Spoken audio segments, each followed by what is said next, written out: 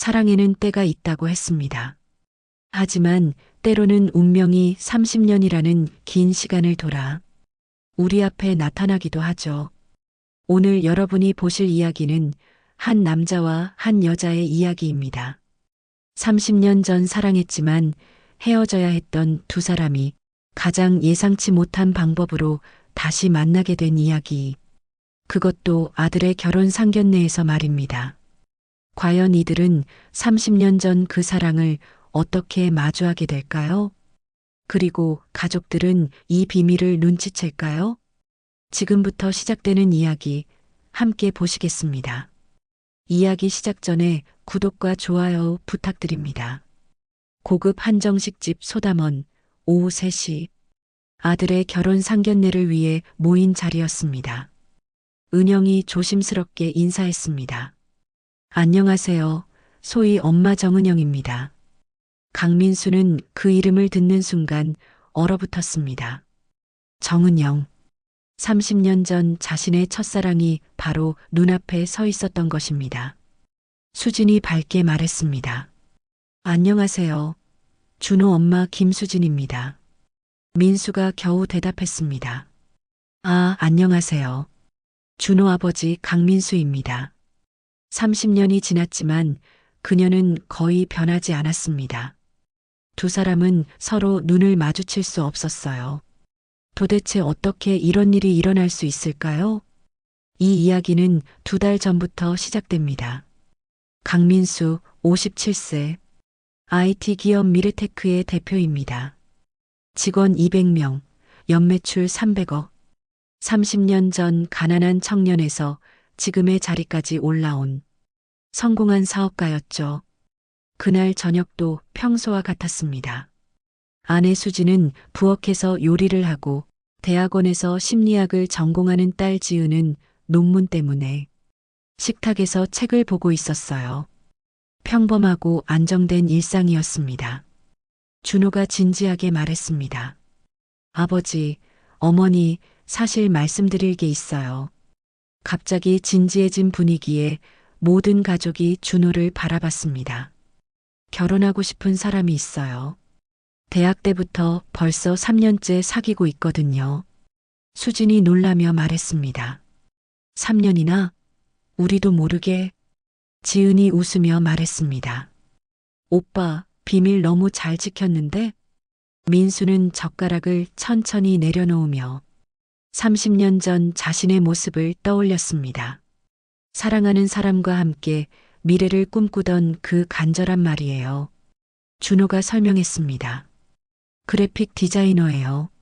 이름은 정소희, 26살이고 정말 좋은 사람이에요. 준호가 보여준 핸드폰 사진 속에는 밝게 웃고 있는 예쁜 여성이 있었습니다. 수진이 기뻐했습니다. 정말 예쁘다. 언제 인사 오기로 했어? 다음 주 토요일에 집으로 오기로 했어요. 민수가 물었습니다. 어떤 집안이냐? 어머니가 초등학교 선생님이시고 아버지는 돌아가셨다고 했어요. 그날 밤 민수는 잠이 잘 오지 않았습니다.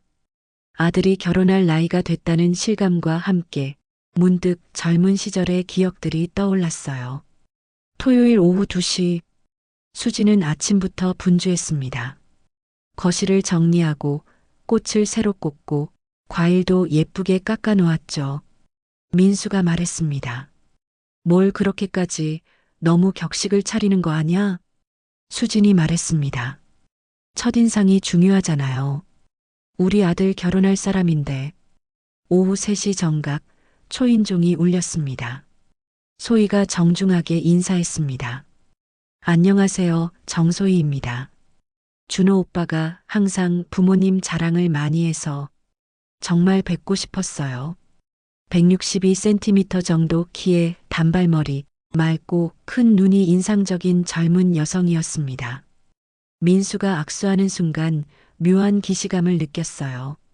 수진이 반겼습니다. 사진보다 실물이 더 예쁘네요. 어서 앉아요. 소희는 정성스럽게 포장된 한과 세트를 선물로 가져왔습니다. 예의 바르면서도 밝은 성격이었고 준호를 바라보는 눈빛에서 진실한 사랑이 느껴졌어요. 소희가 말했습니다. 서울 송파구에서 계속 살았어요. 어머니가 근처 초등학교 선생님이셔서 이사를 안 다녔거든요. 민수가 물었습니다. 선생님이시구나. 몇 년째 하고 계세요? 25년 넘게 하고 계세요. 제가 어릴 때부터 봐온 아이들이 이제 대학생이 되었거든요. 대화가 자연스럽게 이어지던 중 민수가 조심스럽게 물었습니다. 아버지는 돌아가셨다고 들었는데. 순간 소희의 표정이 어두워졌습니다. 소희가 담담하게 대답했습니다. 아버지는 5년 전에 돌아가셨어요. 원래 의사셨는데 병원 운영하시다가 마지막에 많이 힘들어 하셨어요.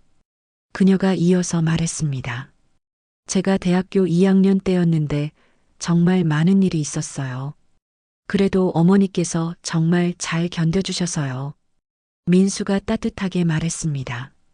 소혜 양, 우리 준호와 결혼하고 싶다면 우리는 기꺼이 찬성이에요.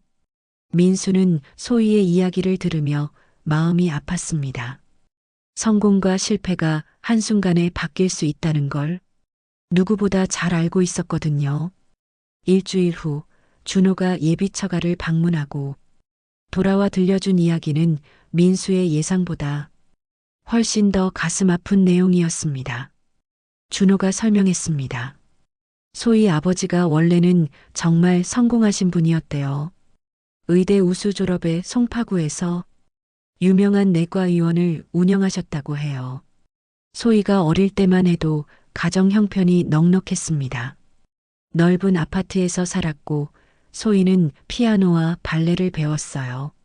그런데 10년 전부터 대형 병원들이 들어서면서 환자가 급격히 줄어들었대요. 거기에 8년 전 의료사고까지요. 의료사고 합의금 5천만 원, 변호사 비용, 그리고 계속되는 적자.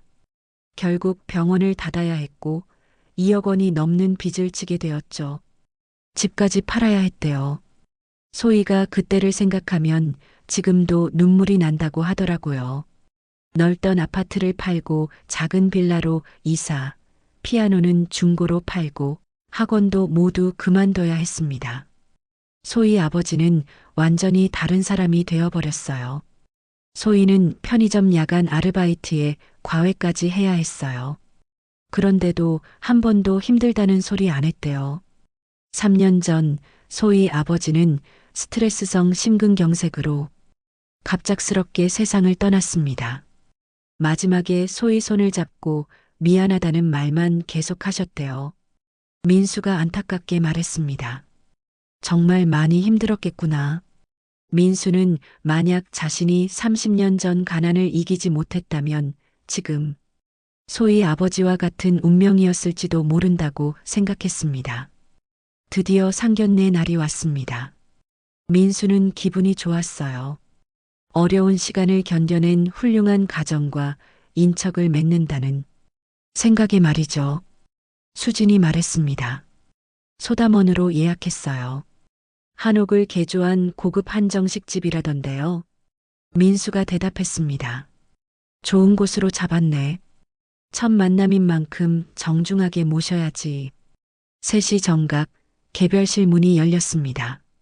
준호와 소희가 먼저 들어왔고 마지막으로 소희의 어머니가 조심스럽게 문을 열고 들어왔습니다. 은영이 정중하게 인사했습니다. 안녕하세요. 소희 엄마 정은영입니다. 세상이 무너져 내렸습니다. 정은영. 30년 전 그 여자가 바로 눈앞에 서 있었던 것입니다. 짙은 남색 한복을 단정하게 입은 모습, 조금 흰머리가 섞였을 뿐. 30년 전 그 아름다운 얼굴 그대로였어요. 수진이 밝게 인사했습니다. 안녕하세요. 준호 엄마 김수진입니다. 은영 역시 얼굴이 하얗게 질린 채 서 있었습니다. 30년 만에 다시 듣는 그 목소리, 30년 만에 보는 그 얼굴. 민수가 겨우 말했습니다. 아, 안녕하세요. 준호 아버지 강민수입니다. 세 사람이 자리에 앉았지만 분위기는 어색했습니다. 준호와 소희는 부모들의 긴장을 자연스러운 것으로 여겼지만 민수와 은영은 서로 눈을 마주칠 수 없었어요. 수진이 칭찬했습니다. 소희 양 정말 예쁘게 키우셨어요. 은영이 겸손하게 대답했습니다. 아니에요. 소희가 워낙 착해서요. 대화는 주로 수진이 이끌어갔습니다. 상견례는 1시간 정도 이어졌지만 민수와 은영은 마지막까지 제대로 된 대화를 나누지 못했습니다. 집에 돌아온 민수는 완전히 넋이 나간 상태였습니다. 수진이 물었습니다. 여보, 오늘 왜 그렇게 말이 없었어? 좋은 분이던데요. 그냥 긴장해서 그래. 준호가 물었습니다. 소희 어머니 어떻게 생각하세요? 좋은 분 같더라. 그날 밤 민수는 잠들 수 없었습니다. 30년 전 기억들이 파도처럼 밀려왔어요. 처음 만났던 대학 캠퍼스, 함께 걸었던 길, 카페에서 나눈 대화들. 며칠이 지나자 가족들이 이상함을 느끼기 시작했습니다. 지은이 관찰했습니다. 아버지, 요즘 뭔가 다르세요. 집중력도 떨어지시고요. 그런가? 지은이 설명했습니다. 논문 쓰면서 관찰법 배웠거든요. 사람의 행동 패턴이 갑자기 바뀌면 반드시 이유가 있어요. 심리학을 전공하는 딸의 관찰이 날카로웠습니다. 민수는 더 조심해야 했어요. 한편 은영도 마찬가지였습니다.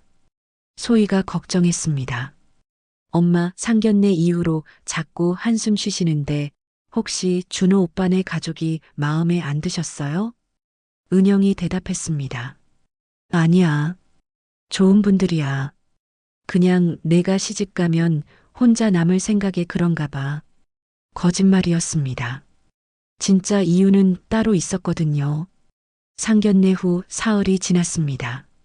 민수는 일에 집중하려 했지만 자꾸만 딴 생각이 났어요.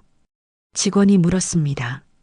사장님, 다음 분기 매출 목표에 대해서는요? 민수가 당황했습니다. 네. 아, 잠시만요. 평소 같으면 바로 답했을 텐데 정신이 없었습니다. 그날 오후 민수는 집 근처 대형마트에 들렀습니다. 수진이 부탁한 물건을 사러 말이죠. 장을 보고 나오는데 뒤에서 부르는 목소리가 들렸습니다. 저기요. 돌아본 민수. 은영이 작은 장바구니를 들고 서 있었습니다. 30년 만에 단둘이 마주친 순간이었어요. 민수가 어색하게 인사했습니다. 아, 안녕하세요. 이쪽에 사세요? 네, 집이 가까워서요. 은영, 선생님은요? 민수는 은영아라고 부를 뻔했습니다. 저도 이 근처에요. 참 신기하네요. 두 사람은 마트 앞 벤치에 앉았습니다. 주변에 사람들이 오가고 있었지만 그들에게는 세상에 둘뿐인 것 같았어요. 많이 성공하셨더라고요. 그냥 운이 좋았어요. 은영이 조심스럽게 말했습니다. 운이 아니에요. 원래 그런 사람이었잖아요. 열심히 하는요. 은영의 목소리가 조금 떨렸습니다. 시간 있으시면 잠시 커피라도요. 네, 좋습니다. 민수는 거절해야 한다고 생각했지만 거절할 수가 없었습니다. 조용한 카페 구석자리. 커피잔을 사이에 두고 앉았지만 쉽게 말문을 열지 못했습니다. 은영이 말했습니다. 소희는 정말 좋은 딸이에요. 네, 저희도 정말 마음에 들어요. 안전한 주제로 시작했지만 두 사람 모두 이것이 단순한 우연이 아니라는 걸 알고 있었어요. 준호 군도 참 좋은 청년이에요. 소희가 정말 좋아해요. 잠시 침묵이 흘렀습니다. 은영이 조심스럽게 물었습니다. 가정은 행복하시죠? 네, 아내가 좋은 사람이에요. 아이들도요. 다행이에요. 정말 다행이에요. 복잡한 감정이 담긴 목소리였습니다. 민수가 물었습니다. 선생님은 힘들지 않으셨어요? 혼자서요. 처음에는 정말 힘들었어요. 남편 빚 정리 문제에 소희 대학 등록금까지. 하지만 소희 때문에 견딜 수 있었어요. 소희 양이 훌륭해요. 어머니를 많이 닮은 것 같고요. 그 순간 두 사람의 시선이 마주쳤습니다. 30년 전 감정이 되살아나는 것 같았어요. 은영이 말하다 멈췄습니다. 저는 그때 이후로요. 너무 위험한 얘기가 될 것 같았거든요. 민수가 말했습니다. 저도 가끔 생각해요. 1시간 정도 대화한 후 두 사람은 헤어졌습니다. 더 오래 있으면 안 될 것 같았거든요. 카페에서 헤어진 후 며칠 동안 민수는 혼란스러웠습니다. 수진이 의심했습니다. 여보, 요즘 뭔가 이상해. 맨날 딴 생각하는 것 같은데요. 회사 일이 좀 복잡해서. 무슨 일인데? 혹시 소인의 집안 때문에 고민되는 거예요? 아니야. 그런 거 아니야. 며칠 후 지은이 아버지와 단둘이 앉아 이야기했습니다. 지은이 차분하게 말했습니다. 아버지, 상견례 이후로 완전히 다른 사람 같아요. 그런가? 행동 심리학 수업에서 배운 건데 사람이 갑자기 행동 패턴이 바뀌면 강한 감정적 충격을 받았을 가능성이 높대요. 지은의 차분하고 분석적인 말투가 민수를 더욱 불안하게 만들었습니다. 아버지가 지금 뭔가 큰 고민을 안고 계시는 것 같아요. 혼자 끙끙 앓지 마시고 가족들과 이야기해 보세요. 민수가 대답했습니다. 지은아, 고마워. 하지만 별일 아니야. 한편 은영도 비슷한 상황이었습니다. 소희가 걱정했습니다. 엄마, 혹시 저 때문에 스트레스 받으세요? 결혼 준비 때문에요? 아니야. 내가 좋은 사람 만나서 얼마나 기쁜데. 그럼 왜 밤에 잠도 안 주무시고 가끔 울고 계시는 것 같기도 하고요. 은영이 사과했습니다. 미안해. 엄마가 좀 예민해졌지? 결국 민수가 먼저 연락했습니다. 더 이상 이 상황을 견딜 수 없었거든요. 민수가 문자를 보냈습니다. 시간 되실 때 잠시 만나서 이야기할 수 있을까요? 할 말이 있습니다. 은영이 답장했습니다. 저도 할 말이 있어요. 지난번 그 카페로 갈게요. 같은 카페, 같은 자리였습니다. 하지만 이번에는 더 이상 모른 척할 수 없었어요. 민수가 말했습니다. 이렇게 다시 만나게 될 줄은 정말 몰랐어요. 저도요.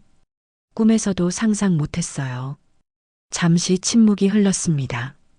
30년 동안 쌓인 시간의 무게가 느껴졌어요. 은영이 고백했습니다. 민수 씨, 30년 동안 하루도 잊은 적이 없어요. 나도 그랬어. 드디어 30년 동안 가슴에 묻어뒀던 진실을 털어놓기 시작했습니다. 그때 정말 미안했어요. 하지만 단순히 민수 씨가 가난해서만이 아니었어요. 그러면 왜? 은영이 털어놓았습니다. 부모님이 정해놓으신 사람이 있었거든요. 의사 집안 아들이었어요.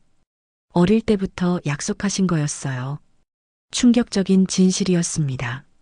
민수는 30년 동안 자신이 가난해서 거절당했다고만 생각했는데요.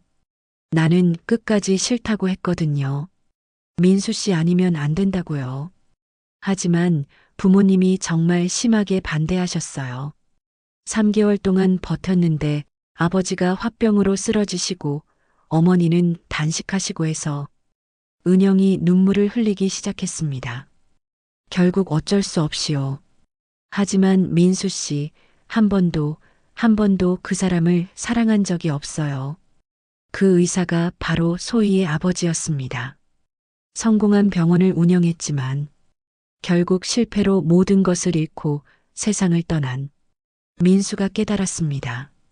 그럼 소희 아버지가 바로 네, 부모님이 정해주신 그 사람이었어요. 30년간의 진실이 밝혀진 후 두 사람은 각자의 삶에 대해 이야기했습니다. 은영이 고백했습니다. 결혼하고도 계속 민수 씨만 생각했어요. 남편한테는 정말 미안했지만요. 나도 그랬어. 수진이랑 결혼했지만 진짜 사랑이 뭔지는 모르겠더라.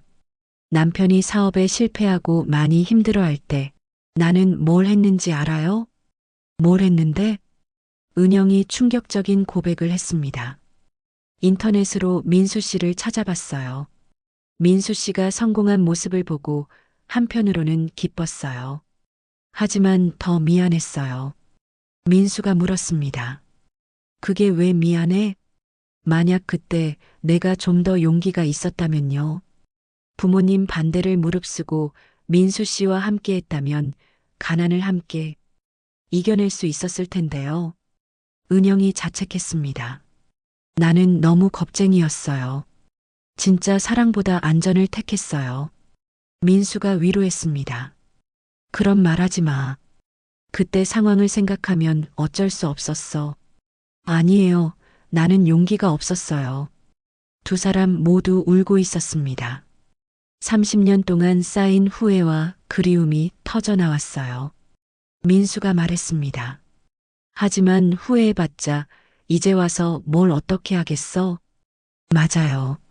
너무 늦었어요. 하지만 두 사람의 마음은 여전히 30년 전과 같았습니다. 더 이상 참을 수 없었습니다. 30년 동안 억눌러온 감정이 한순간에 터져 나왔어요. 민수가 고백했습니다. 은영아, 나도 너를 잊은 적이 없어. 우리 예전으로 돌아갈 수 없을까? 은영이 거부했습니다. 민수 씨, 안 돼요. 우리 안 돼요. 은영이 거부했지만 목소리에 힘이 없었습니다. 30년이 지났는데도 너를 보면 가슴이 뛰어. 제발, 우리가 이러면 안 돼요. 민수가 자리에서 일어나 은영에게 다가갔습니다. 은영은 뒤로 물러났지만 벽에 막혀 더 이상 갈 곳이 없었어요. 안 돼, 정말 안 돼요. 하지만 은영의 저항이 점점 약해졌습니다. 30년간 억눌린 감정이 무너져 내렸어요. 민수가 속삭였습니다. 사랑해. 30년 전에도 지금도.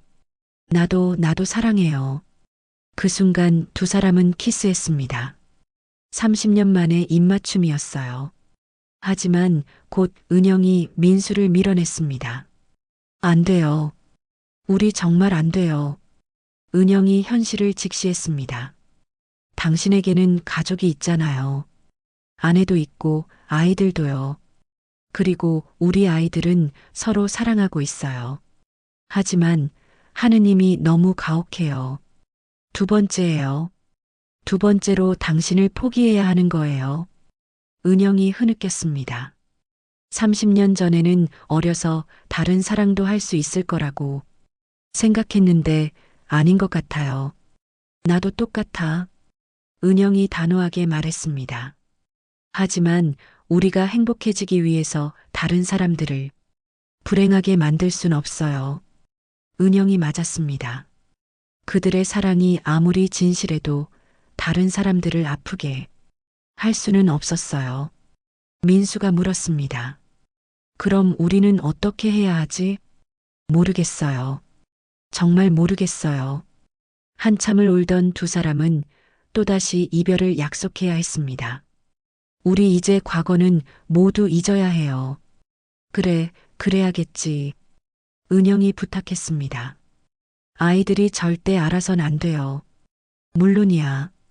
그건 절대 안 되지. 그렇게 두 사람은 두 번째 이별을 약속했습니다. 30년 전보다 더 아픈 이별이었어요.